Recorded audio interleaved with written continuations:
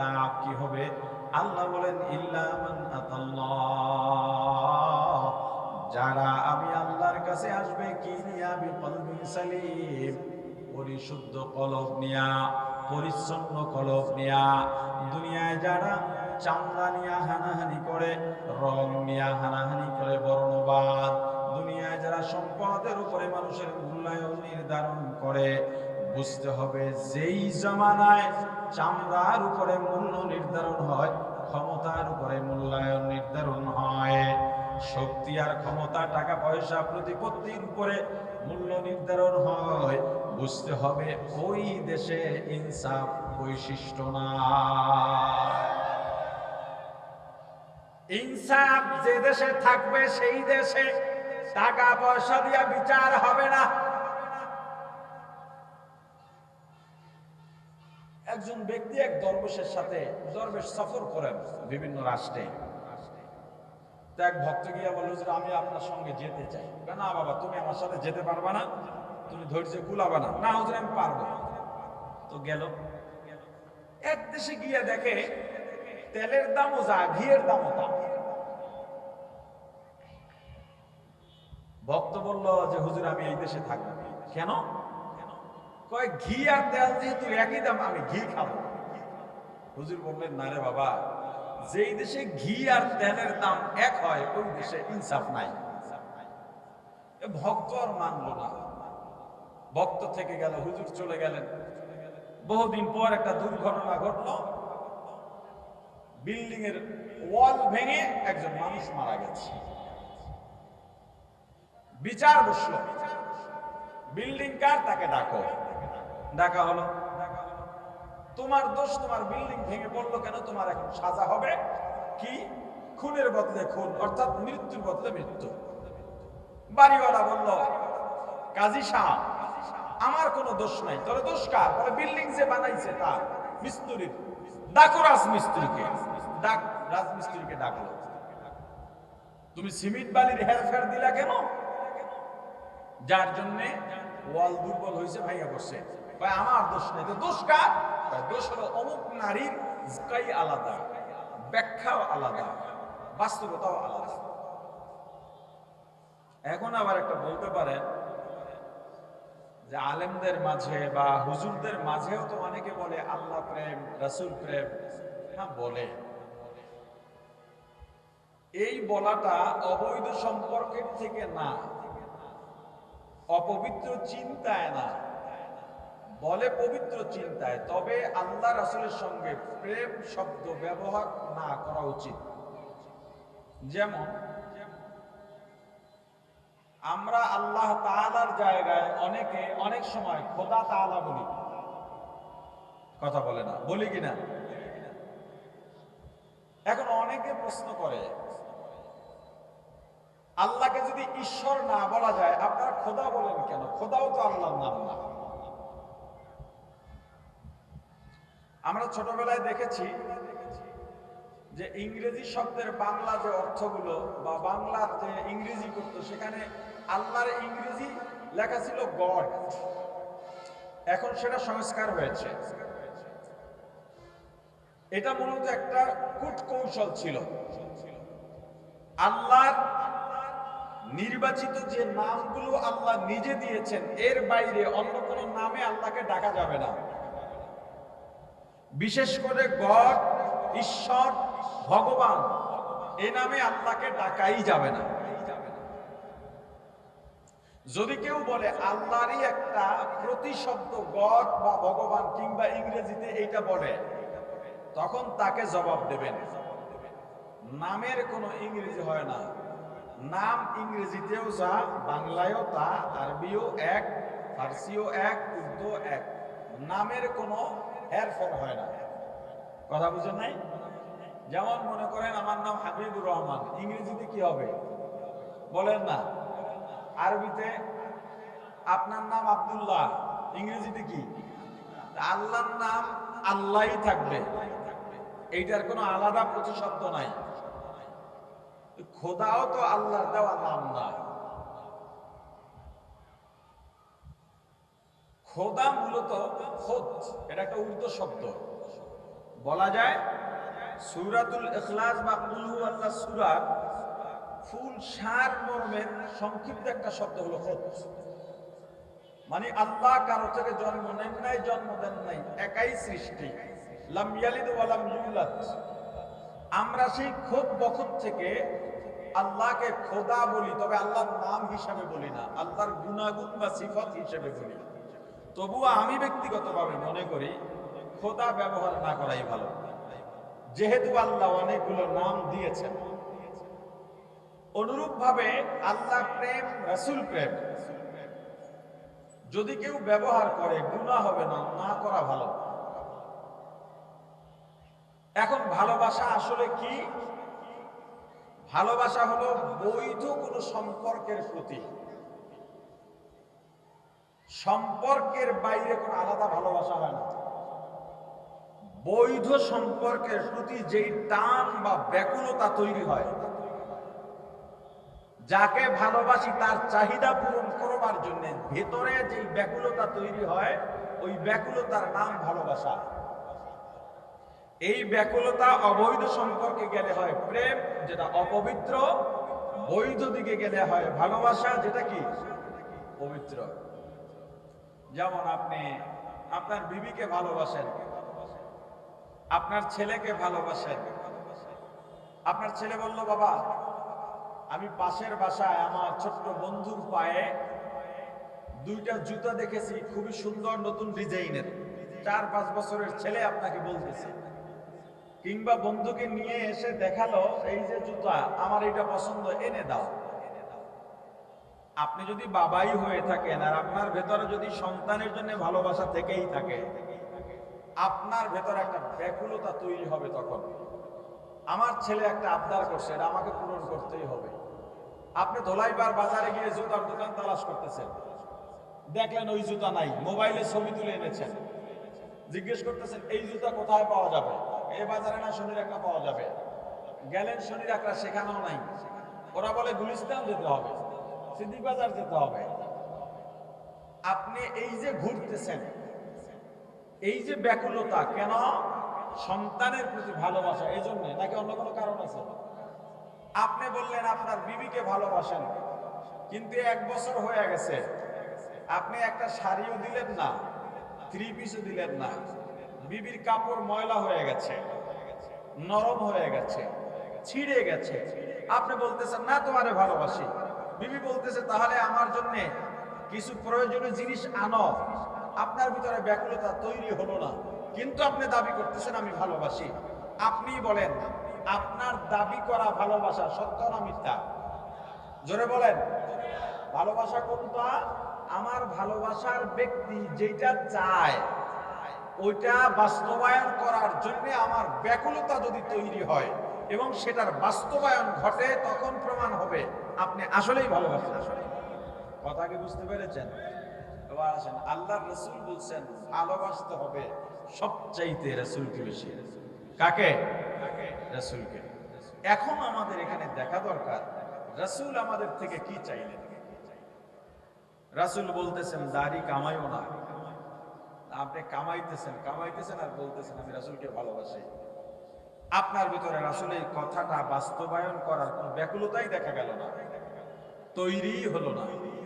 আপনি জশ্নে জুলুস আর ঈদে মিলাদুন নবীর স্লোগান মিছিল দিয়া কপালে ওই যে একটা ফিতা দিলেন রাসূলের স্লোগানের নামে, মিছিল শেষে কোনা কাঞ্চিতে বসে বিড়ি ধরাইলেন। সোশ্যাল মিডিয়ায় এমন দৃশ্য দেখেছেন কিনা? কথা বলে না। আশেকে রাসূলের একটা ফিতা আছে মাথায় বান্দা, মিছিলও করলো সামনে সামনে। মিছিল শেষ, কি টানে? তাহলে কি রাসূলের প্রতি ভালোবাসা সে যে দাবি করলো, এই দাবি সত্য না মিথ্যা? দাবি প্রমাণ হয় কখন? যখন ভালোবাসার চাওয়া পাওয়া, চাওয়ার প্রত্যাশা ঘটাইতে আপনার ভিতরে ব্যাকুলতা তৈরি হলো এবং সেটার বাস্তবায়ন ঘটাবেন, তখনই প্রমাণ হবে আপনি ভালোবাসেন। এখন বলেন রাসূলের প্রতি ভালোবাসা আসলে কত % মানুষের আছে? মুহাম্মাদুর রাসূলুল্লাহ সাল্লাল্লাহু আলাইহি ওয়াসাল্লাম বিশ্বের এমন একজন ব্যক্তি যার মাধ্যমে কিয়ামত পর্যন্ত জান্নাতে যাওয়া কিংবা সফলতা অর্জন করবার আর কোন পথ বাকি নাই, যেই পথ তিনি বাতলাইয়া গেলেন। আল্লাহই ঘোষণা দিয়া দিলেন, আল ইয়াউমা আকমালতু লাকুম দীনাকুম ওয়া আতমামতু আলাইকুম নি'মাতি ওয়া রাদিতু লাকুমুল ইসলাম দীনা। এই পৃথিবীতে যত মনীষী মারা গেছে এ পর্যন্ত প্রত্যেকের ক্ষেত্রে একটা কথা আছে যে লোকটা যদি আরো কয়েকদিন বাঁচতেন আরো অনেক কিছু করে যেতে পারতেন। কথা কয় না? একমাত্র মুহাম্মদুর রাসূলুল্লাহ সাল্লাল্লাহু আলাইহি সাল্লামের ক্ষেত্রে এই কথা নাই, এবং সেই ঘোষণা আল্লাহ নিজে দিয়েছেন যে আপনার মাধ্যমে দিন পরিপূর্ণ হয়ে গেছে, আর কোনো কিছু বাকি নাই। এবং পৃথিবীর কাউকে কখনো বলতে শুনবেন না নবীজি যদি আর কয়টা দিন বেঁচে থাকতেন তাহলে ইসলামের এই অপূর্ণাঙ্গ বিষয়টা পূর্ণাঙ্গ করতে পারতেন। শুনছেন কখনো? যখনই রাসূলের মাধ্যমে সব পূর্ণ হয়ে গেল আল্লাহ ঘোষণা দিয়ে দিয়েছেন, আল ইয়াউমা আকমালতু লাকুম দীনাকুম ওয়া আতমামতু আলাইকুম নি'মাতি ওয়া রাদিতু লাকুমুল ইসলাম দীনা। হাবিব আমার, আপনার মাধ্যমে দিন পরিপূর্ণ হয়ে গেছে। এখন যদি কেউ জান্নাতে যেতে চায় আপনার দেখানো পথ অবলম্বন করলেই জান্নাতে যেতে পারবে। যদি কেউ জাহান্নাম থেকে বাঁচতে চায় আপনার দেখানো পরিহারযোগ্য ব্যাপারগুলো পরিহার করলেই জান্নাতে যেতে পারবে। দুনিয়ায় নতুন আর কিছু দরকার নাই, আপনাকে ভালোবাসবে, ভালোবাসার বাস্তবায়ন ঘটালেই উম্মত জান্নাতে চলে যাবে। রাসূলকে ভালোবাসো, রাসূলকে, নিজের রাসূলকেই তো নিজে চিনলা না। এখন পর্যন্ত রাসূলের নাম নেওয়ার মতো সুন্দর করে রাসূলের নাম নেবে এমন উম্মতের সংখ্যাও কম। অথচ তোমার নেতা কেমন তুমি জানো? নেতার রেজিগনেশন যত লোকবাল কাম আছে ওগুলো তুমি সুন্দর করে দিতে পারো, আমার রাসূলের নাম সংক্ষিপ্ত দরুদ সুন্দর করে বলতে পারো না। হে উম্মত, বলো বছরে তুমি কতবার রাসূলের উপরে দরুদ পড়েছো? দৈনিক কতবার নিয়ম করে তুমি রাসূলের উপরে দরুদ পড়ো? হিসাব করলে দেখবা যখন তুমি জুমায় যাও, ওয়াজের মাঠে বসো, তখন উলামায়ে কেরাম খুতবার পরে যে দরুদ পড়তে বলেন ওই সময়ও পড়ো, বেশি পড়ো না। যদি হুজুর রাগ চাপ দেন তখন মিনমিনাইয়া বিড়বিড়াইয়া অল্প পড়ে, তাও হক আদায় করে পড়ে না। অথচ তুমি দাবি করো তুমি রাসূলের উম্মত, রাসূলকে ভালোবাসো। কিয়ামতের ময়দানে রাসূলের হাতে হাউজে কাউসারের পানি পান করবা, আল্লাহর আরশের ছায়ার নিচে স্থানে দাঁড়াইবা। তোমার চেয়ে বোকা দুনিয়ায় আর কেউ হতে পারে না। যেই রাসূলকে নিয়ে তুমি গর্ব করতে পারো, দুনিয়ার পুঁজিবাদী যারা বিশ্বাসী, কুফরি গণতন্ত্রী যারা বিশ্বাসী, ভোগ বিলাসে যারা বিশ্বাসী, তারা মনে করে রাসূলের উম্মত আশিক রাসূল, যারা রাসূলের উম্মত, রাসূলের আদর্শ দুনিয়ায় প্রতিষ্ঠা করতে চায়, দুনিয়ায় যারা ইসলামকে মানে, উলামায়ে কেরাম, ইসলাম পন্থীরা এই দেশের উপরে, দুনিয়ার উপরে কোনো অবদান রাখে নাই। তাদের ওই বুঝও নাই, জ্ঞানও নাই, রাষ্ট্র পরিচালনা করতে পারবে না, অর্থনীতির কিছুই জানে না, সমাজনীতি জানে না, রাষ্ট্রনীতি জানে না, পররাষ্ট্রনীতি জানে না। তুমি তো তাদেরকে বুঝাইতে পারো তোমার কি অবদান, ইসলামের কি অবদান, মুসলমানের কি অবদান, উলামায়ে কেরামের কি অবদান। না, তুমি এই ইতিহাসই জানো না। তুমি যেই রাসূলের উম্মত সেই রাসূলের অবদান কি তাই তুমি জানো না। যদি জানতা এই দুনিয়ার ভোগ বিলাসে বিশ্বাসীরা ইসলামের উপরে কথা বলার দুঃসাহস দেখাইতে পারতো না। তুমি বয়ানই তৈরি করতে পারো নাই তোমার রাসূলকে নিয়ে। তোমার ইসলামকে নিয়ে তুমি বয়ানই তৈরি করতে পারো নাই। এই পৃথিবীর সভ্যতা রাসূলের হাত ধরে এসেছে, এই পৃথিবীর ইনসাফ ন্যায় বিচার রাসূলের হাত ধরে এসেছে, এই পৃথিবীর সব অধিকার, সব জনগোষ্ঠীর অধিকার, হানাহানি মারামারি বন্ধের নীতিমালা শান্তির বাসায় এসেছে আমার রাসূলের হাত ধরে। রাসূল দুনিয়াতে আসার আগে যে যুগ ছিল, ওই যুগের নাম ছিল আইয়ামে জাহিলিয়া, বর্বর যুগ। ওই যুগে কি হতো? ওই যুগে নারীর কোনো সম্মান ছিল না, ইজ্জত ছিল না। যে কেউ নারীকে টান মেরে তার বিছানায় নিয়ে যেতে পারত। একটা সময় নারী এটা অপমানজনক একটা ব্যাপার হয়ে দাঁড়ালো, লজ্জাজনক ব্যাপার হয়ে দাঁড়ালো, এমন পর্যায়ে চলে গেল এখন কোন সংসারে মা বাবার ঔরস থেকে মেয়ে জন্ম নিলেই তাকে দাফন দিত, না হয় কতল করে ফেলতো। কেন? এটা অপমান। মেয়ে সন্তান হবে এটা অপমান। এজন্যে কন্যা সন্তান হলেই তাকে হয়তো জব করত, না হয় জীবন্তই দাফন করে দিত, যেন কেউ দেখতে না পারে। এই নারীর অধিকার আর সম্মান দিলেন মুহাম্মদুর রাসূলুল্লাহ। নবীজি এসেই বললেন, যার একজন কন্যা হবে, একটা মেয়ে হবে, তার জন্য একটা জান্নাত।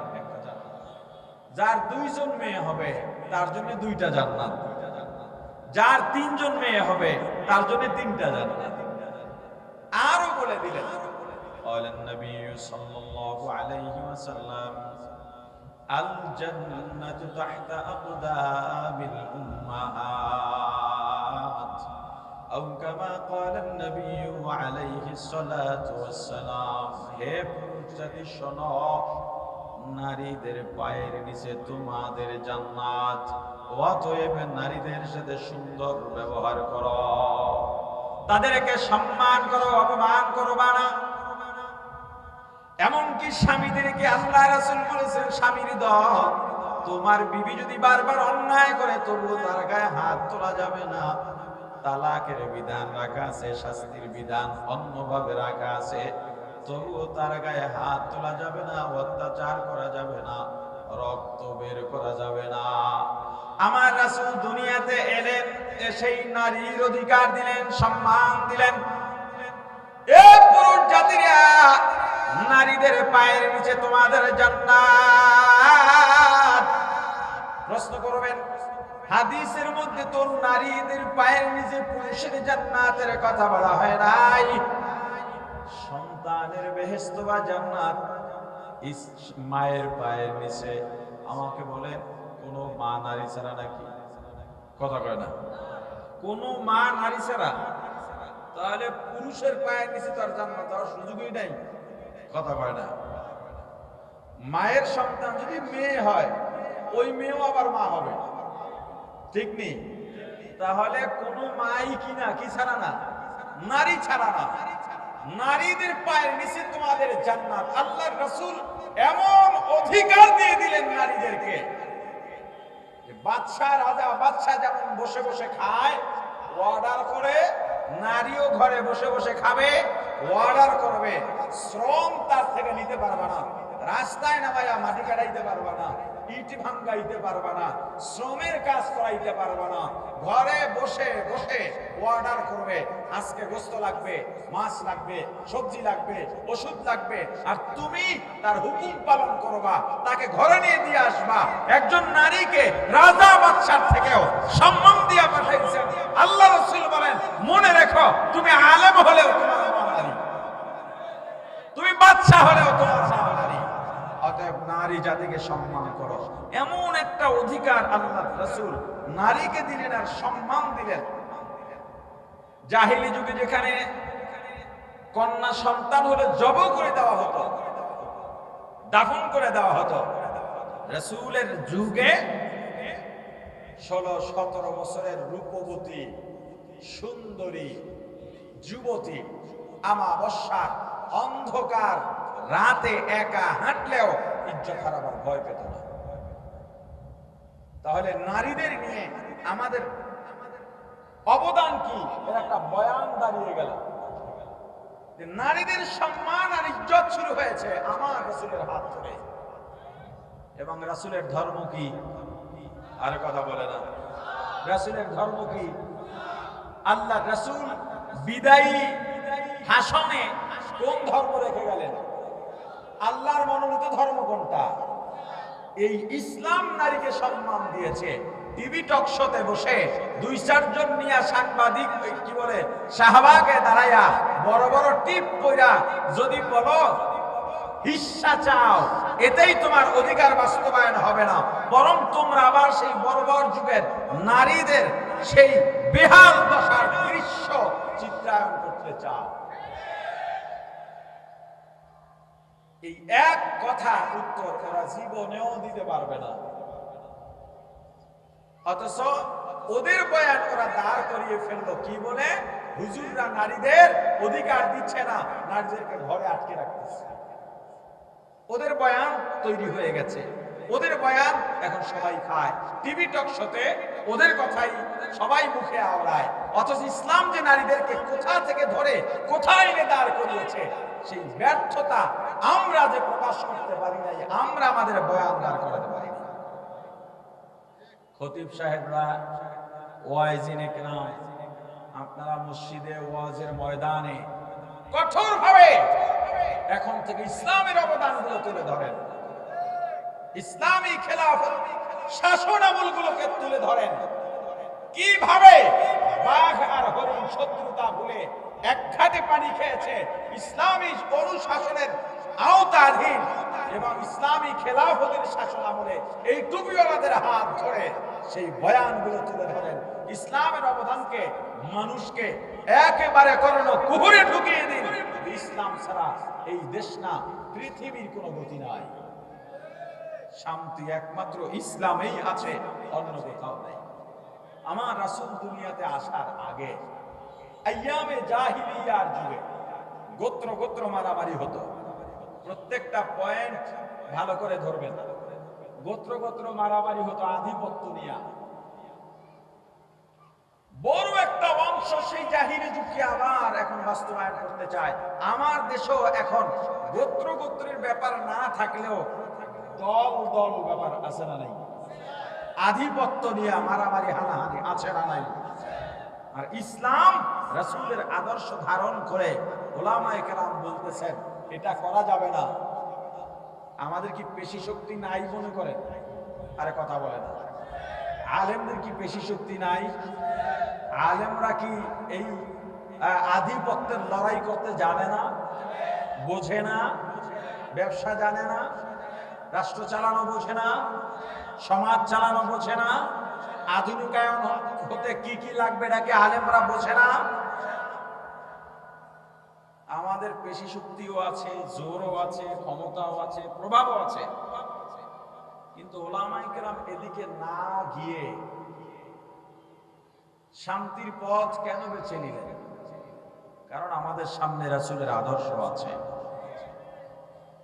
আমরা রাসূলের আদর্শ নিয়ে সামনে বাড়ি, তবে আমরা ঝগড়া করি না, ফাসাদ করি না। তুমি যদি আমার পায়ে পাড়া দিয়ে ঝগড়া করতে চাও, ঝগড়া আমরা তখন করব। আমার পায়ে পাড়া দিলে তো আর আমি চুপ থাকবো না, কথা বলে না। তুমি যখন ইসলামের বাধা হয়ে দাঁড়াবে তখন তো চুপ থাকা যাবে না। আর বোকার স্বর্গে বাস না করে ফিরে আসেন। শান্তি কোথায় খোঁজেন? গতবার ধলামেয়া, এবার কালামেয়া, আবার সামনের বার ধলামেয়া, পরের বার কালামেয়া। এই ধলামেয়া আর কালামেয়ায় আর কতকাল আটকে থাকবেন? হ্যাঁ, এবার ফিরে আসেন। গোত্র গোত্র আধিপত্য নিয়ে মারামারি হতো। এমনকি সাদা আর কালো বর্ণবাদ, কালোদেরকে সাদাওয়ালারা, সুন্দরীরা, সুন্দর চামড়ার মানুষেরা কালো চামড়ার মানুষকে মানুষই মনে করতো না। এদের সাথে বিবাহ বন্ধন আবদ্ধ হতো না, আত্মীয়তার সম্পর্ক করতো না, একই বাজারে বাজার করতো না, একই বসতিতে তাদেরকে ঘর উঠাইতে দিত না। তাদের সঙ্গে লেনদেন নাই, চলাফেরা নাই, আচার ব্যবহার সবকিছু বন্ধ। কারণ কালো আর মানুষই হতে পারে না। আমার রাসূল এসে সারা পৃথিবীর মানুষকে লেবেল করে দিলেন। ওই সময় ধনী আর গরিব, ধনীরা গরিবদের মানুষই মনে করতো না, গরিবরা হতো অত্যাচারিত, তাদেরকে অত্যাচার করা হতো, নির্যাতন করা হতো, হুকুমের দাস বানিয়ে রাখা হতো, তাদের কোনো মূল্য ছিল না। আল্লাহর রাসূল এসে পুরো পৃথিবীর মানুষকে লেবেল করে দিলেন। সাদা কালোর ব্যাপার নাই, ধনী গরিবের ব্যাপার নাই। মানুষের বিচার, মানুষের মূল্যায়ন চামড়া দিয়া হবে না, অর্থ দিয়া হবে না, পেশি শক্তি দিয়া হবে না, বংশ দিয়া হবে না। মানুষের সম্মান আর মূল্যায়ন হবে অন্তরের উপরে বিচার করে। কিসের উপরে? আরে কথা বলে না, কিসের উপরে? অন্তরের উপরে হিসাব করে মানুষের মূল্যায়ন হবে। يوم لا ينفع مال ولا بنون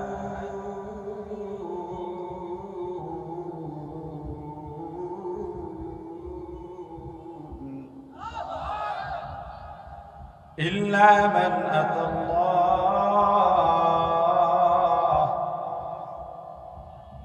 إلا من أتى الله بقلب সালিম।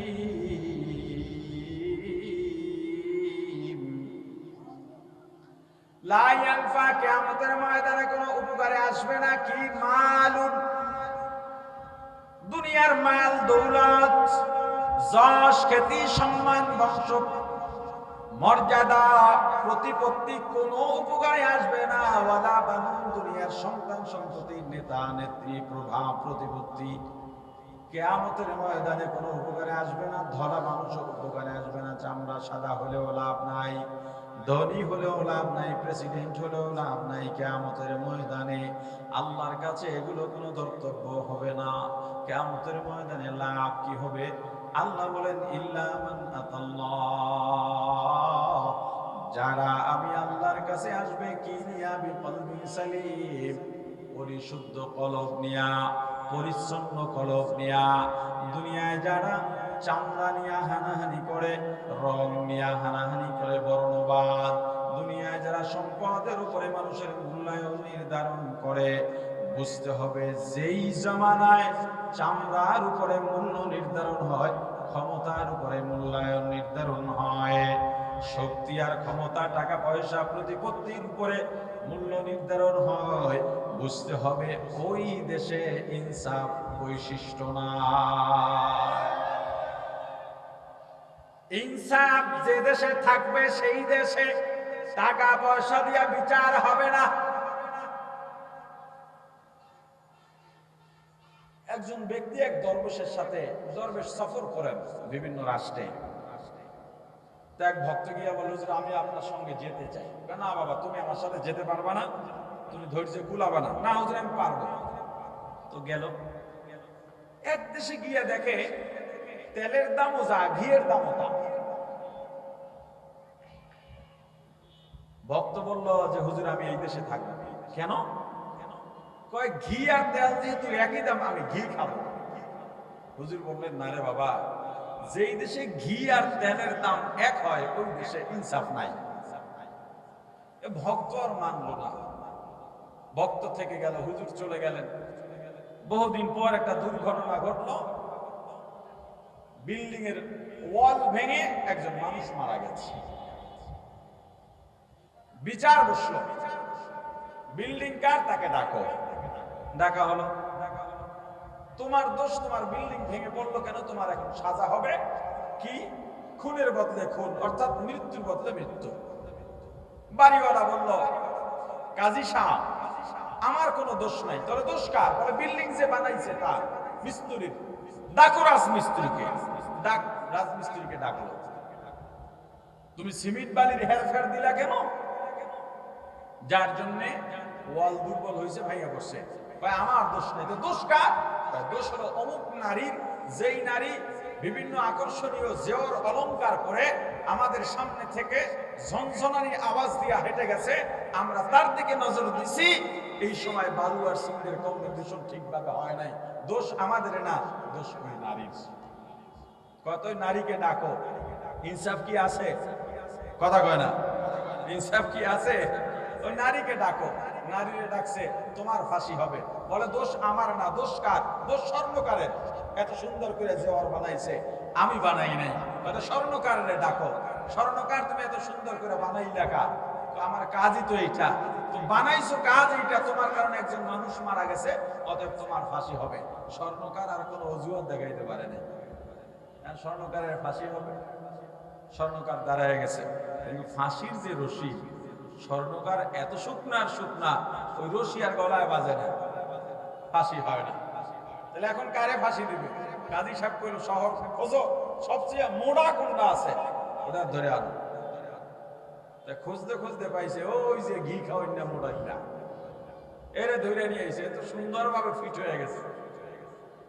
এর মধ্যে সেই দরবেশের আগমন, দরবেশের হাতে পায়ে ধরে কাঁদতেছে, হুজুর আমাকে বাঁচান। বলে তোমাকে বলেছিলাম যেই দেশে ঘি আর তেল একই দামে বেচে, ওই দেশে ইনসাফ থাকে না, এখন তোমার ফাঁসি করতেই হবে। না হুজুর আমারে বাঁচান, আমি আর জীবনে ভুল করব না।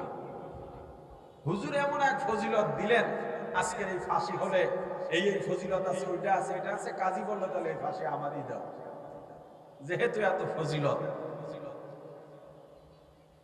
বুঝাইতে চাইলাম, যেই দেশে ইনসাফ নাই, যেই দেশের মধ্যে কুলি আর শিক্ষিত সংসদে একসাথে কথা বলার সুযোগ পায়, যেই দেশের সংস্কৃতি ক্ষমতায় গেলেই একজন কুলি মেথর শিক্ষকের সামনে দাঁড়ায় আঙুল উঁচু করে কথা বলে, ওই দেশে ইনসাফ থাকে না। ইনসাফ প্রতিষ্ঠা করতে হলে কি লাগবে? ইসলাম লাগবে। কি লাগবে? জোরে বলেন।